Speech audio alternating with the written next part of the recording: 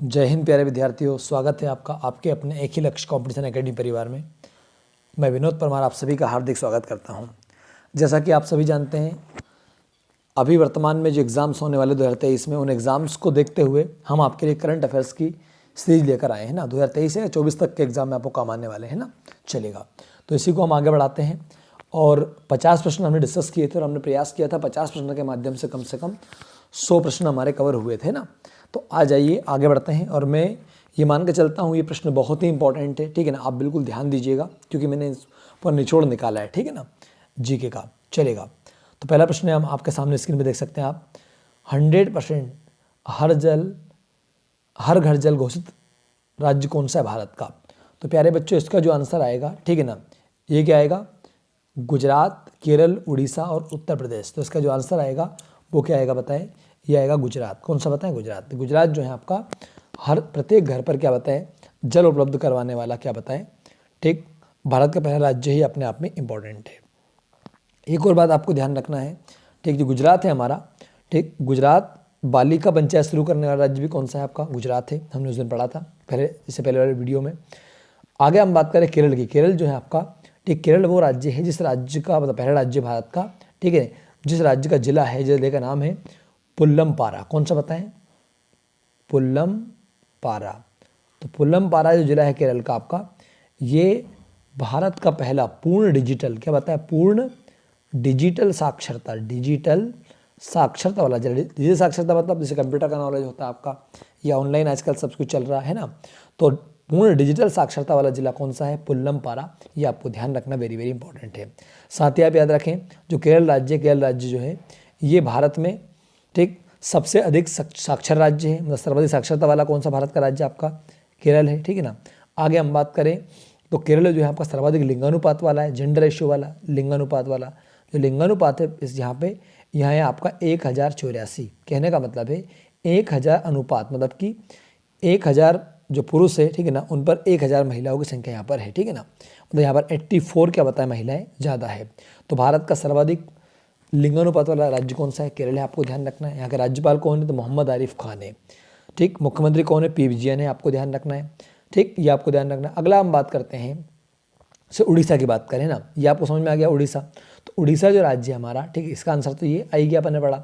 उड़ीसा की हम बात करें तो उड़ीसा अपन ने कल भी पढ़ा था कि जो उड़ीसा है आपका, ठीक है ना, ये यदि हम बात करें तो जनजाति, हमने कल पढ़ा था, ठीक है ना, कि यहाँ पर शतरंज जो अकादमी है वो कहाँ पर स्थापित की गई है? उड़ीसा के भुवनेश्वर में स्थापित। कौन सी?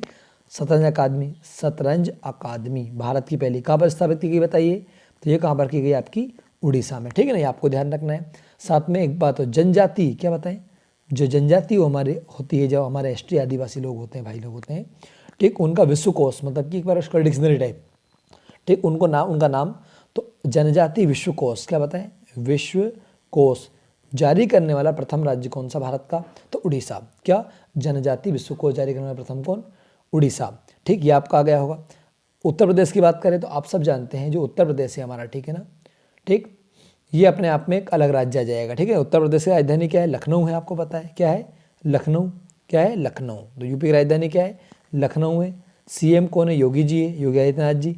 राज्यपाल आनंदीबेन पटेल है। कौन है? आनंदीबेन पटेल। और आप सब जानते हैं कि यूपी जो है आपका, ठीक है, पेपरलेस बजट पेश करने वाला। कैसा बताएं? पेपरलेस। कैसा?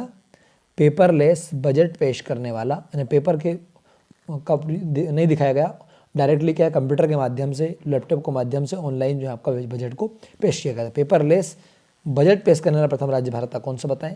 उत्तर प्रदेश। ये आपको ध्यान रखना है। क्लियर ना? तो आई होप कि आपको पहला वाला क्वेश्चन समझ में आ गया होगा। चलिएगा आगे बढ़ते हैं हम लोग। अगला प्रश्न है हमारा, भारत का पहला चीनी संग्रहालय कैसा? चीनी संग्रहालय, देखिए कल हम लोगों ने पढ़ा था खाद्य संग्रहालय, है ना, ये पढ़ा आपका चीनी संग्रहालय। तो चीनी संग्रहालय आपका जो है, ठीक, ये कहाँ स्थापित किया गया ऐसा उसने पूछा है, ठीक है ना। तो आपको ध्यान रखना है, ठीक, चीनी मतलब आपका शक्कर। तो महाराष्ट्र के पुणे में, कहाँ पे? महाराष्ट्र के पुणे में भारत का पहला चीनी संग्रहालय आपका स्थापित किया गया है। वेरी वेरी इंपॉर्टेंट बात है, ठीक है ना। आगे बात करूँ मैं, ठीक है ना। अब वैसे भी चीनी जो है आपका वो सर्वाधिक कहाँ पे होती है? यूपी में। सेकंड कौन सा आपका? महाराष्ट्र। तो भारत में सर्वाधिक चीनी का उत्पादन जो आपका यूपी में होता है, सेकंड कौन है? महाराष्ट्र है। अच्छा, गन्ने की बात करें तो गन्ना जो है आपका सर्वाधिक कहाँ पे होता है? वो यूपी में, ठीक, गन्ना। तो गन्ना सर्वाधिक कहाँ पे होता है? गन्ना होता है हमारा कहाँ पे? यूपी सबसे पहले नंबर। सेकंड कौन सा आता है आपका? महाराष्ट्र आता है, आपको ध्यान रखना है। अंतर लेकिन ये है, यूपी में सर्वाधिक गन्ना होता है, लेकिन जो सबसे अच्छी किस्म का गन्ना होता है, सर्वोत्तम क्वालिटी का गन्ना है ना, कौन सा? सर्वोत्तम किस्म का, ये जो गन्ना महाराष्ट्र में होता है। आप याद रखिएगा। तो आपसे पूछा प्रश्न उसने कि भारत में सर्वोत्तम किस्म का गन्ना कहाँ पैदा होता है, तो कहाँ पर? महाराष्ट्र में। सर्वाधिक कहाँ पे होता है? यूपी में होता है, ठीक है ना। तो ये इसका जो आंसर है वो क्या आ जाएगा? इसका आंसर आ जाएगा आपका शिवाजी नगर पुणे। क्लियर ना? क्या बताया उसने बताया भैया क्या आपका, ठीक, मतलब उसने पूछा है कौन सा? चीनी संगल है, कहाँ पे? शिवाजी नगर पुणे। आगे आंसर आपको चलेगा। आगे बढ़ते हैं हम लोग। अगला प्रश्न है हमारा, क्या बताया इसमें? अच्छा, ऑप्शन है बाड़मेर राजस्थान। तो ध्यान रखना, जो राजस्थान है, राजस्थान बाड़मेर जिला आता है ना, यहाँ पर भारत का पहला बाजरा अनुसंधान केंद्र, कौन सा बोलो? बाजरा। तो भारत का पहला जो बाजरा, कौन सा बताएं? बाजरा अनुसंधान केंद्र, बाजरा होता है ना, ज्वार बाजरा, कहाँ पे स्थापित किया गया? बाड़मेर में, बाजरा वाला है ना। या बाजरा वैसे राजस्थान में ज़्यादा होता है। आगे रानीखेत की बात करें तो जो उत्तराखंड का रानीखेत है, यहाँ पर वन चिकित्सा केंद्र, कौन सा बोलो? वन चिकित्सा केंद्र। तो भारत का पहला वन चिकित्सा, कौन सा बताएं? वन चिकित्सा केंद्र कहाँ स्थापित किया गया? तो ये आपका रानीखेत उत्तराखंड में स्थापित किया गया। आपको ध्यान रखना है कौन सा? वन चिकित्सा केंद्र। वेरी वेरी इंपॉर्टेंट है। क्लियर ना? याद रहेगा आपको। भुवनेश्वर उड़ीसा की बात करें तो विश्व कौशल केंद्र आपका वही वर्ल्ड स्किल सेंटर, कौन सा बताएं? वर्ल्ड स्किल सेंटर या विश्व कौशल सेंटर कहाँ स्थापित किया गया आपका? तो विश्व कौशल, कौन सा? विश्व जो है आपका कौशल है ना, क्या बोलेंगे हम? विश्व और कौशल है ना, कौशल केंद्र का स्थापित किया गया आपका उड़ीसा भुवनेश्वर में। ये आपको ध्यान रखना है, ठीक। तो 52 का आंसर क्या आएगा? ठीक, इसे पीछे नहीं, सबसे आखिरी में आंसर लिस्ट में दे रखी है, एक बार आप देख लीजिएगा अच्छे ध्यान से। चलिए आगे बढ़ते हैं। अगला प्रश्न है हमारा 53वां, ठीक है ना। भारत का पहला रेबीज मुक्त राज्य कौन सा है? रेबीज आप सब जानते रोग होता है, ठीक है ना, जो रेबीज रोग होता है, ठीक है ना, चलेगा। तो रेबीज जो है आपका रोग से मुक्त राज्य आपका कौन सा है? वेरी वेरी इंपॉर्टेंट है। तो आपको ध्यान रखना है, जो आपका गोवा है, कौन सा बताया? गोवा। गोवा जो राज्य है ये क्या बताएं? रेबीज रोग से क्या बताएं? मुक्त राज्य बताया गया है, कौन सा? गोवा। याद रहेगा। तो गोवा कैसा बताइए? रेबीज मुक्त राज्य भारत का कहलाएगा। आप ध्यान रखें, ठीक है ना, चलेगा। अब देखिए ये रोग होते हैं, जैसे कि हम बात करें जीवाणु से होने वाले रोग होते हैं, विषाणु से होते हैं, कुछ परजीवी से होते हैं ना। तो यहाँ पर जो आपका मतलब ये जो रेबीज नाम का रोग होता है, ठीक है ना, ये होता है आपका वायरस से। किससे बताएं? ठीक, इसकी ट्रिक बनाई थी हमने, बड़ी रेखा जी हमें हिट करके पहुँचे छोड़ गई है ना। सॉरी, ये जो होता है आपका जीवाणु से होता है ना, टिंकू सीढ़ी में बनी है पटाखा। तो रेबीज नाम का जो रोग होता है आपका इस प्रकार से आ जाएगा, ठीक है ना। तो रेबीज जो रोग है आपका, ठीक, इससे मुक्त राज्य कौन सा? पहला हमारा गोवा। ये आपको ध्यान रखना है, वेरी वेरी इंपॉर्टेंट है। क्लियर ना, चलेगा। बड़े बन आगे है ना, चलेगा। तो रेबीज जो होता है आपका, इसका हाइड्रोफोबिया रोग भी है। ये विशेष करके जो जानवर होते हैं, कुत्ते बिल्ली वगैरह, ठीक, इनके काटने से होता है, ठीक है ना। ये आपको ध्यान रखना है। क्लियर ना। तो भुवनेश्वर आपका आंसर गया, गोवा आ गया। अब गोवा का आंसर आ गया पहले 53 नंबर का। अब यदि हम बात करें इसकी भुवनेश्वर की, तो भुवनेश्वर अपन जानते हैं विश्व कौशल केंद्र स्थापित किया गया यहाँ पे। शतरंज अकादमी, कौन सी? शतरंज अकादमी, जो शतरंज खेल होता है हमारा, ठीक है ना, शतरंज खेल की अकादमी का स्थापित की गई, आपको बताएं भुवनेश्वर में एकेडमी है ना। और आप सब जानते शतरंज के बहुत फेमस खिलाड़ी रहे हैं हमारे भारत के, विश्वनाथ आनंद। कौन बताएं? विश्वनाथ आनंद। ये जो खिलाड़ी थे किस खेल के थे बताएं? शतरंज के। ये आपको ध्यान रखना है, ठीक, जिन्हें कि पहला राजीव गांधी खेल रत्न पुरस्कार मिला था, जिसका वर्तमान नया नाम आपका जो है मेजर ध्यानचंद रत्न कर दिया गया है, ठीक है ना। ये आपको ध्यान रखना है। नागपुर महाराष्ट्र की यदि हम बात करें, ठीक है ना, तो यहाँ पर वन्य जीव डीएनए प्रयोगशाला है, कौन सी बताएं? तो वन्य जीव, कौन सी? वन्य जीव डीएनए, क्या बताएं? डीएनए प्रयोगशाला कहाँ पर है? तो महाराष्ट्र के नागपुर में। आपको ध्यान रखना है कौन सी? वन्य जीव डीएनए प्रयोगशाला कहाँ पे आएगी? नागपुर महाराष्ट्र में आएगी। ये वेरी वेरी इंपॉर्टेंट है अपने आप में। गुरुग्राम हरियाणा की बात करें तो ये जो है आपका यहाँ पर ऐसा माना जाता है कि भारत का पहला अनाज एटीएम, कौन सा बोलो? अनाज। अनाज बोले तो आपका, ठीक, मतलब ग्रेन, जिसे ग्रेन बोलते हैं, ग्रेन एटीएम। बताओ भैया, पैसे के लिए एटीएम होता है, लेकिन यहाँ पर अनाज के लिए स्थापित किया गया। तो भारत के पहला अनाज एटीएम का स्थापित किया गया। ये किया गया कहाँ पे बताएं? ठीक, गुरुग्राम हरियाणा में। याद रहेगा। तो गोवा तो आप सब जानते हैं कैसा राज्य बताइए? गोवा। तो गोवा जो है भारत का आपका पहला रेबीज मुक्त राज्य है, आपको ध्यान रखना है। भुवनेश्वर की हम बात करें, विश्व कौशल केंद्र यहाँ स्थापित किया गया, शतरंज अकादमी स्थापित की गई। नागपुर की बात करें तो नागपुर में क्या? वन्य जीव डीएनए। भाई डीएनए जो होता है हमारा वनों के जीवों का, उनके प्रयोगशाला बनाया गया है। कहाँ पे? नागपुर में। गुरुग्राम हरियाणा में क्या बनाया गया? अनाज एटीएम बनाया गया। ये आपको ध्यान रखना है। क्लियर ना, चलेगा। तो बिल्कुल इनको नोट करते आइएगा अपनी कॉपी में, आपको जल्दी आसानी से समझ में आ जाएगा। अगला प्रश्न है आपका, हमने सब प्रकार के प्रश्न इसमें मतलब डिस्कस किए हैं, स्टैटिक जीके भी है और आपका करंट जीके भी है। विश्व की सबसे बड़ी खारे पानी की झील का नाम क्या है? बहुत अच्छा प्रश्न है आपका, विश्व की सबसे बड़ी खारे पानी की झील। तो आप ध्यान रखिएगा, ठीक, इसका जो आंसर आएगा वो आएगा कैस्पियन सागर। क्या आएगा बताएं? आपने तजाकिस्तान है ना, उज्बेकिस्तान देशों का नाम सुना होगा। तजाकिस्तान, उज्बेकिस्तान मतलब कि हमारा, देखो जैसे कि अब बात करें, ये महाद्वीप कौन सा हमारा इस तरफ में, ये आता है हमारा एशिया। कौन सा बताएं? एशिया। इसको अपन एक सेकंड रफ कर देते हैं, है ना, देखिएगा ये आ जाएगा हमारा एशिया महाद्वीप। कौन सा? एक सेकंड बना देता हूँ मैं आपके सामने। देखो ये पूरी हमारी क्या है, ये पृथ्वी है ना, और इधर कौन सा महाद्वीप है? ये अपना एशिया। और यहाँ पर कौन सा है? यूरोप महाद्वीप, यूरोप। तो एशिया यूरोप महाद्वीप के बीच में जो झील आती है उसका नाम है कैस्पियन सागर। कौन सी होता है? कैस्पियन सागर। तो एशिया यूरोप महाद्वीप के मध्य में आती है पहली बात तो, है ना। और ये संसार की सबसे बड़ी क्या बताएं? खारे पानी की झील है, आपको ध्यान रखना है। सबसे बड़ी कैसी बताएं? सबसे बड़ी, ध्यान दीजिएगा प्रश्न पे। आगे हम बात करते हैं वान झील। तो वान झील जो है ना, ये सर्वाधिक खारे पानी की झील है। कैसी बताएं? सर्वाधिक खारे पानी की झील। तो बताइए विश्व की सर्वाधिक खारे पानी की झील कौन का नाम क्या है? वान झील। ये कहाँ पे आती है? ये आती है तुर्की। कहाँ पता है? तुर्की। तो तुर्की के पास में विश्व की सर्वाधिक खारे पानी की झील स्थित है, आपको ध्यान रखना है। बेकाल झील की बात करूँ मैं तो ये आती है रूस में। कहाँ पर? रूस में, पहले सोवियत संघ नाम था इसका। ये गहरी झील है। क्या बताएं? गहरी। तो संसार की सर्वाधिक गहरी झील कौन सी बताएं? बेकाल झील। और सर्वाधिक खारे पानी की झील कौन सी? वान झील। सबसे बड़ी झील कौन सी? कैस्पियन सागर झील। विक्टोरिया झील आपकी अफ्रीका महाद्वीप में आती है और इस झील से नील नदी का उद्गम हुआ। किसका? नील नदी का। तो नील नदी का उद्गम जो है अफ्रीका महाद्वीप में कहाँ से? विक्टोरिया झील से हुआ। वेरी वेरी इंपॉर्टेंट है, क्लियर ना। नील नदी संसार की सबसे लंबी नदी, आपको पता है, ये आ जाएगा, क्लियर ना। तो विक्टोरिया झील कहाँ पर है? अफ्रीका में, है ना। नील नदी का उद्गम हुआ है। कैस्पियन सागर झील संसार की सबसे बड़ी खारे पानी की झील है। वान झील संसार की सर्वाधिक खारे पानी की झील है। बेकाल झील, ठीक, विश्व की सबसे गहरी झील है, क्लियर ना। चलेगा, बहुत बढ़िया, आगे समझ में आपको। आगे बढ़ते हैं अपन अगले प्रश्न की ओर में। अगला प्रश्न है हमारा, संतोष ट्रॉफी का संबंध किस खेल से? तो आपको ध्यान रखना बच्चों, वेरी वेरी इंपॉर्टेंट क्वेश्चन है। संतोष ट्रॉफी जो होती है ये फुटबॉल में होती है। किसमें होती है? फुटबॉल में। इसकी हम ट्रिक पढ़ सकते हैं, हम बोलेंगे संतोष ट्रॉफी मतलब फुटबॉल का ट्रिक पढ़ सकते हैं, फुटबॉल वाली। हम बोलेंगे यूं फिरोजी ने सुडूक को मशक दिया। तो Euro cup, FIFA cup, Rovers cup, सीजर्स cup, Subroto cup, Durand cup, Kalinga cup, Columbus cup, Merdeka cup, Santosh trophy, ये सब किस में होते हैं आपके? ये फुटबॉल में होते हैं, आपको ध्यान रखना, वेरी वेरी इंपॉर्टेंट है, क्लियर ना।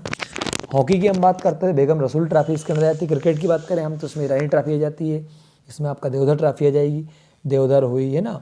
ये आपका विजय हजारे ट्रॉफी आपकी आ जाएगी, क्रिकेट में आ जाती है। बैडमिंटन में जो है आपका नारंग कप आ जाएगा। तो इस प्रकार से अलग अलग है ये, ठीक है ना। चलेगा, आइए आगे बढ़ते हैं, है ना। अगला प्रश्न है हमारा, निम्न में से किस अंतर्राष्ट्रीय संगठन का मुख्यालय जेनेवा में नहीं है? जेनेवा कहाँ पे आता है? जेनेवा आपको ध्यान रखना है ना। देखो ये आपका आता है, जैसे ये हमारा है, यहाँ पे हम बात करें तो ये हमारा पूरा पृथ्वी है ना, पृथ्वी में, ठीक। ये हमारा एशिया महाद्वीप और ये आपका यूरोप। तो यूरोप महाद्वीप में एक देश है आपका स्विट्जरलैंड। कौन सा बताएं? स्विट्जरलैंड। वहाँ पर क्या आता है? तो स्विट्जरलैंड में आता है आपका जेनेवा, ठीक है ना। तो जेनेवा जो है आपका, जेनेवा में WHO वर्ल्ड हेल्थ ऑर्गेनाइजेशन, है ना, विश्व स्वास्थ्य संगठन का मुख्यालय कहाँ पे? जेनेवा में। वर्ल्ड ट्रेड ऑर्गेनाइजेशन, विश्व जो है आपका व्यापार संगठन का मुख्यालय कहाँ पे? जेनेवा में। रेड क्रॉस की बात करें, इसका मुख्यालय भी कहाँ पे? आपका जेनेवा में। तो तीन जो डिपार्टमेंट है आपके, इन तीनों का मुख्यालय कहाँ पर है? इन तीनों का जो मुख्यालय है ये कहाँ पर है बताएं? आपका जेनेवा में। WHO, है ना, विश्व स्वास्थ्य संगठन, world health organisation, WTO world trade organisation, और रेड क्रॉस का मुख्यालय कहाँ पर है? जेनेवा में। IAEA ये क्या है? तो IAEA आपका इंटरनेशनल एटॉमिक एनर्जी एजेंसी। क्या बोलेंगे? I फॉर क्या? इंटरनेशनल, और A फॉर क्या बोलो? एटॉमिक, और E फॉर आपका एनर्जी, और आपका एजेंसी। इसका जो मुख्यालय है ना ये आपका वियना में। कहाँ पे? वियना। वियना जो आता है वो ऑस्ट्रिया में आता है। कहाँ था? ऑस्ट्रिया। तो ऑस्ट्रिया एक देश का नाम है, ऑस्ट्रेलिया अलग देश, ऑस्ट्रिया अलग है। तो ऑस्ट्रिया की राजधानी वियना में IAEA जो अंतर्राष्ट्रीय लेवल का एटॉमिक, जो अंतर्राष्ट्रीय स्तर पर जो आपका एटम से, परमाणु से ऊर्जा बनती है, उसके लिए सेंटर पर आपका बनाया गया है, ठीक है ना, मुझे उसका नियंत्रण रखता है। ऐसे एक CTBT होता है, CTBT जो होता है आपका, ये भी वियना में। कौन सा? CTBT, है ना, CTBT बोले तो आपका, ठीक है ना, कॉम्प्रिहेंसिव ट्रीटी बिटवीन आपका एटॉमिक टेस्ट आपका। तो एटॉमिक जो बम टेस्ट होता है उनके ऊपर बनाई गई है। तो CTBT परमाणु संबंधित जो भी चीज़ें हैं, ठीक, उनका मुख्यालय कहाँ पे? वियना में है। और बाकी इनका अन्य का जेनेवा में, ठीक है ना, चलेगा।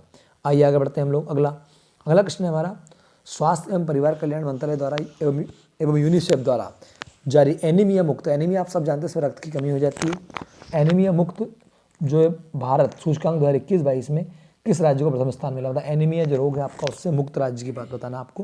तो इसका जो आंसर आएगा, ठीक है ना, इसका आंसर आएगा मध्य प्रदेश। मध्य प्रदेश में प्रथम नंबर पे आपको ध्यान रखना है, ठीक। फर्स्ट है, सेकंड कौन है आपका? उड़ीसा, और थर्ड कौन है आपका?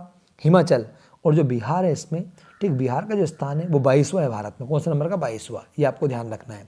तो एनीमिया जो रोग होता है आपका, जिसमें रक्त की कमी हो जाती है ना, ठीक, ये जो रोग है आपका, इस रोग के मामले में जो आपका मतलब प्रथम स्थान जो है आपका, है ना, वो कौन है? मुक्त राज्यों में मध्य प्रदेश सबसे कम, मतलब सेकंड आपका उड़ीसा, थर्ड हिमाचल प्रदेश, फोर्थ आपका बिहार है, ये आपको ध्यान रखना है। आइए आगे बढ़ते हैं अगला 2021-22 तक भारत के कुल यूनिकॉर्न स्टार्टअप की संख्या कितनी बताइए? तो यूनिकॉर्न क्या होता है देखिएगा, पहली बात तो स्टार्टअप क्या देखिएगा, स्टार्टअप होता है भारत सरकार चाहती है कि भारत के अंदर जो युवा लोग हैं वो खासकर अपने रोजगार को स्वयं प्राप्त करें। जो लोग अपनी अपनी कंपनियां फैक्ट्रियाँ डालते हैं ना, उसे हम बोलते हैं स्टार्टअप्स। क्या बोलते हैं बताएं, ठीक, जिसमें गवर्नमेंट उनको जो है आपका कुछ लोन के माध्यम से हेल्प करती है। तो जो स्टार्टअप्स है जिनका की बिजनेस जो है आपका, ठीक, $1 बिलियन से अधिक हो जाता है ना, वो कहलाते हैं यूनिकॉर्न। क्या बताएं? तो यूनिकॉर्न जो है आपका वर्तमान में वो हो गए 83। कितने बताएं? 83 आपको ध्यान रखना है। चलिए आगे बढ़ते हैं। अगला प्रश्न है हमारा, 2022 में केंद्रीय मंत्री निर्मला सीतारमण ने लगातार कौन सा बजट पेश किया? ध्यान रखना, जो वित्त मंत्री निर्मला सीतारमण जी है, ठीक है ना, इन्होंने अभी कौन सा चौथा बजट अपने कार्यकाल का चौथा बजट पेश किया है। वेरी वेरी इंपॉर्टेंट है। ये कौन है? हमारी वित्त मंत्री है। वेरी वेरी इंपॉर्टेंट है। क्या रहा है बताएं? वित्त मंत्री। वित्त मंत्री कौन है हमारे भारत की? निर्मला सीतारमण, ठीक है ना। चलिएगा आगे बढ़ते हैं। अगला है हमारा, भारत का पहला रेलवे विश्वविद्यालय कहाँ स्थापित किया गया? ध्यान रखिएगा बच्चों, भारत का पहला रेलवे विश्वविद्यालय जो स्थापित किया गया है ये बड़ौदा गुजरात में। कहाँ पर?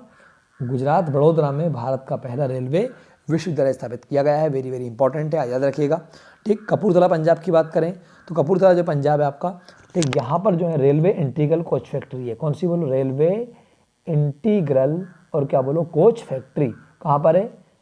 ठीक, कपूरथला। पेरम्बूर तमिलनाडु की बात करें तो यहाँ पर रेलवे के डिब्बे बनते हैं, डिब्बों का निर्माण होता है आपका। नोएडा यूपी की हम बात करें तो ये यूपी का शहर है, ठीक है, जहाँ पर मेट्रो सुविधा भी आपका उपलब्ध करा दी गई है। क्लियर ना? तो आई होप देखिएगा हमने प्रयास किया कम समय में ज़्यादा प्रश्नों को डिस्कस करने का।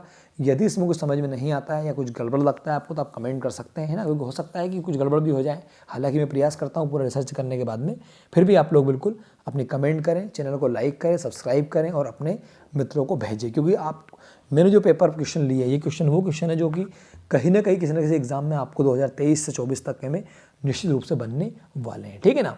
तो धन्यवाद। जय हिंद, जय माँ भारती, जय श्री राम।